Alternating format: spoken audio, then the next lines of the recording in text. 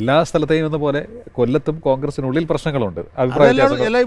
പക്ഷേ എനിക്ക് തോന്നുന്നു ഈ തെരഞ്ഞെടുപ്പ് വരുമ്പോൾ പ്രേമേന്ദ്രന് വേണ്ടി എല്ലാവരും ഒറ്റക്കെട്ടായി നിൽക്കുന്ന ഒരു സാഹചര്യവും രണ്ട് തവണയും നമ്മൾ കണ്ടു. അതെ, പ്രേമേന്ദ്രന് ശരിക്കും വ്യക്തിപരമായിട്ട് ഒരുപാട് ഓട്ടമുള്ള ഒരു സ്ഥലമാണ്. RSPയുടെ പഴയ പണ്ടാണെങ്കിൽ ചവറപ്പാലം തൊട്ട് പേട്ടപ്പാലം വരെയാണ് RSP. ഇപ്പം പക്ഷേ അത് മാറി ചവറ അല്ല, നീണ്ടകര മുതൽ നീണ്ടകര വരെ നീണ്ടു കിടക്കുന്ന ഒരു വലിയ സാമ്രാജ്യത്തിലാണ് അതെ RSP ഉണ്ടായിരുന്നത്. പ്രേമേന്ദ്രൻ ആ ഒരു പരിമിതിയെ അതിജീവിച്ച് അങ്ങ് ആര്യനാട് വരെ ഇപ്പോൾ പുള്ളി ഒരു സ്വാധീന മേഖലയാക്കി എടുത്തു. MP ഫണ്ടിന് അപ്പുറത്തേക്ക് പൊതുവായിട്ടുള്ള വിഷയങ്ങൾ ഭരണകർത്താക്കളുമായി ഒക്കെ ചർച്ച ചെയ്ത് സമ്മർദ്ദം ചെലുത്താൻ അദ്ദേഹം ശ്രമിക്കുന്നു. അല്ല, പ്രേമേന്ദ്രൻ്റെ ഒരു ക്വാളിറ്റി ആസ് എ മെമ്പർ, പാർലമെൻറ്റിൽ നന്നായിട്ട് സംസാരിക്കും, സഭ്യമായ ഭാഷയിൽ ഈ സർക്കാരിനെ പൊളിറ്റിക്കലായിട്ട് കോർണർ ചെയ്തുകൊണ്ട് സംസാരിക്കാൻ കഴിവുള്ള ആളാണ്. പക്ഷേ അതിനേക്കാൾ ഉപരിയായിട്ട് ഒരു പാർലമെൻറ്റ് അംഗം എന്ന് വെച്ചാൽ ഈ KV തോമസ് മാഷൊക്കെ ചെയ്തിരുന്ന പോലെ ഡൽഹിയിലുള്ള എല്ലാ ഊടുവഴികളും അദ്ദേഹത്തിന് അറിയാം. അപ്പോൾ എവിടെ ഏത് ഓഫീസിൽ പോയി ആരുടെ അടുത്ത് പറഞ്ഞാൽ പൈസ അനുവദിക്കും, വികസനത്തിനുള്ള ഫണ്ട് എങ്ങനെ അനുവദിപ്പിക്കാം എന്ന് അദ്ദേഹത്തിന് അറിയാം. നമ്മുടെ മിക്ക മിപ്പന്മാർക്കും അതറിയില്ല. ഈ കേരള നിയമസഭയിൽ പോയിട്ട് നമ്മൾ ഏതെങ്കിലും മന്ത്രിയുടെ അടുത്ത് പറഞ്ഞാൽ മന്ത്രിമാർ സഹായിക്കും, കേന്ദ്രത്തിൽ മന്ത്രിമാർ വിചാരിച്ചാൽ പോലും പറ്റില്ല. അവിടെ ഈ സെൻട്രൽ സെക്രട്ടറിയിലിരിക്കുന്ന ബാബുമാരാണ്, അതായത് IAS കാര്യങ്ങൾ തീരുമാനിക്കുന്നത്. അപ്പോൾ ഇവനെയൊക്കെ കണ്ട് ഒച്ചാനിച്ച് നിന്ന് കഴിഞ്ഞാൽ ഫണ്ട് അനുവദിക്കും. ഇപ്പോൾ കൊല്ലം റെയിൽവേ സ്റ്റേഷൻ്റെ നവീകരണത്തിന് ഫണ്ട് അനുവദിക്കും. അതൊക്കെ ഇതുപോലെ റെയിൽവേ മിനിസ്ട്രി പോയിട്ട് ബന്ധപ്പെട്ട ആളുകളെ കണ്ട് കൈയും കാലൊക്കെ പിടിച്ചാണ് ഈ പൈസ അനുവദിക്കുന്നത്.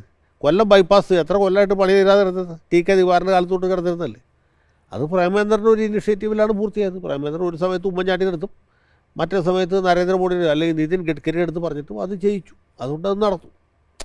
അങ്ങനെ പണിയെടുക്കാൻ തയ്യാറായിട്ടുള്ള ഒരാളാണ് ഈ പ്രേമേന്ദ്രൻ. ഒരു രീതിയിൽ അതേ സമയത്ത് മണ്ഡലത്തിലുള്ള എല്ലാ ചടങ്ങുകളിലും പൊതുപരിപാടികളിലും അദ്ദേഹം പങ്കെടുക്കിച്ചു. കേരളത്തിൽ നിന്നുള്ള മികച്ച MP എന്നുള്ളതിനെക്കാട്ടി രാജ്യത്തെ തന്നെ ഏറ്റവും നല്ല പാർലമെന്റേറിയന്മാരിൽ ഒരാളാണ്. അവാർഡും അവരുടെ പലതവണ കിട്ടുകയും ചെയ്തു. അപ്പോൾ നമ്മൾ നോക്കുമ്പോൾ മണ്ഡലത്തിലെ ആൾക്കാരുമായിട്ട് നല്ല സൗഹാർദ്ദം, എല്ലാ ചടങ്ങുകളിലും പുള്ളി ഉണ്ടാവും. അഭിദിനത്തിനുണ്ടാവും, അന്നം ജയന്തിക്കും ഉണ്ടാവും, ചന്ദനത്തോപ്പ് വെടിവെപ്പിന്റെ വാർഷികത്തിനുണ്ടാവും, എല്ലാ സ്ഥലത്തും. അതെ, പിന്നെ സാന്നിധ്യമാണ്. പ്രതിപക്ഷ ബഹുമാനം നമ്മൾ എടുത്തു പറയേണ്ട ഒരു വിഷയം തന്നെയാണ്. പലപ്പോഴും അദ്ദേഹത്തിനെതിരെ നിലവിട്ട് പരാമർശങ്ങൾ ഉണ്ടായപ്പോൾ പോലും അതിനൊക്കെ അദ്ദേഹം വളരെ സംയമനത്തോടു കൂടി പാർലമെന്റിൽ ചെന്ന് കഴിഞ്ഞാൽ വിഷയങ്ങൾ അവതരിപ്പിക്കാനും ഭരണപക്ഷത്തെ കോർണർ ചെയ്യുവാനും. ഈ പഴയ പാർലമെന്റ് മന്ദിരത്തിൽ നിന്ന് പുതിയതിലേക്ക് വരുന്ന ഒരു ചടങ്ങായിട്ടാണ് നടത്തിയത്. അപ്പോൾ അതിന് വിടവാങ്ങൽ ചടങ്ങ് പഴയ പാർലമെന്റ് മന്ദിരത്തിൻ്റെ അതിൽ പ്രേമേന്ദ്രൻ നടത്തിയ ഒരു പ്രസംഗമുണ്ട് 7 മിനിറ്റ്. അദ്ദേഹത്തിന് 7 മിനിറ്റ് ഒന്നും യഥാർത്ഥത്തിൽ ഇല്ല. അപ്പോൾ പുള്ളി ഇതെങ്ങനെയാണ് വളരെ ആർട്ടിക്കുലേറ്റായിട്ട് ചെയ്യുന്നതെന്ന് നമുക്കത് കാണുമ്പോൾ മനസ്സിലാവും. ആദ്യം തന്നെ പുള്ളി നെഹ്റുവിനെ പ്രശംസിച്ച് പ്രസംഗിക്കുന്നു. നെഹ്റു ഇന്ന രീതിയിലായിരുന്നു അദ്ദേഹത്തിൻ്റെ പ്രതിപക്ഷ ബഹുമാനം. അത് കഴിയുമ്പോഴത്തേക്ക് സമയം കഴിയും, അപ്പോൾ സ്പീക്കർ ബെല്ലടിക്കാൻ തുടങ്ങി. അപ്പോൾ പുള്ളി എന്താണെന്ന് വെച്ചാൽ വാജ്പേയിയെ പ്രശംസിച്ച് പ്രസംഗിക്കാൻ തുടങ്ങി. അപ്പോൾ ഞാൻ ആദ്യമായിട്ട് ഈ സഭയിൽ വരുമ്പോൾ വാജ്പേയി ആയിരുന്നു പ്രധാനമന്ത്രി. ഞാൻ അദ്ദേഹത്തിൻ്റെ നന്ദി പ്രമേയത്തെ എടുത്തുകൊണ്ടാണ് എൻ്റെ കന്നിപ്രസംഗം നടത്തിയത്.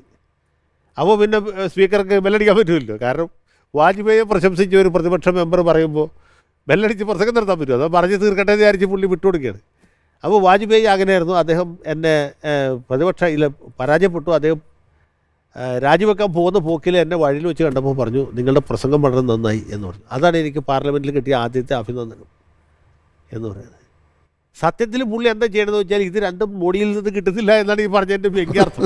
അതെ, മോഡി ഒരു നെഹ്റുവും അല്ല, ഒരു വാജ്പേയിയും അല്ല എന്നാണ് ഈ പറഞ്ഞതിൻ്റെ വ്യംഗ്യാർത്ഥം. പക്ഷേ സ്പീക്കർക്ക് അദ്ദേഹത്തെ ഇരുത്താൻ പറ്റിയില്ല. കാരണം എന്ന് വെച്ചാൽ പറഞ്ഞ രീതി, തനിക്ക് പറയാനുള്ളത് ഏത് രീതിയിലാണ് ഏത് രീതിയിൽ അവതരിപ്പിക്കും. ഞാൻ പറഞ്ഞ് ആ ഒരു സ്കില്ലുണ്ടല്ലോ.